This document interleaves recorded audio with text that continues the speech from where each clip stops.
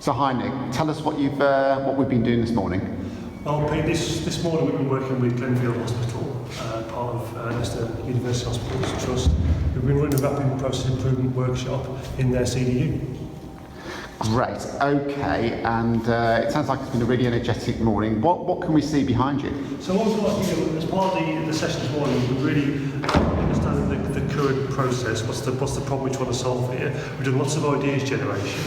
And what we've got here is a process flow chart, which really is a simplified version of some process mapping that we've made in the past. And it just describes really simply what elements of the process the patient goes through, what information is collected at that point, who's involved, what's needed, and potentially show the duplication and the delays that take place. Specifically what we've got is some timings on the bottom here, which helps to understand where the delays are and what we need to focus on. And clearly we've got some really quite slick process at the start of the journey for the patient, but when we start getting into the assessment and for the reviews, senior review, and then on to discharge and transfer onto the ward, you've got some really significant delays building here, and this helps the team really focus their attention. Okay, so thanks Nick. This is part of a 3-day RPIW. So what will the team be doing this afternoon, briefly? This afternoon they're going to be out on the unit, on the CDU, and they've got a whole raft of ideas that they've generated this morning already. And they're going to be going out and testing those ideas on the floor, seeing which ones work, which ones don't. It's all about experiments.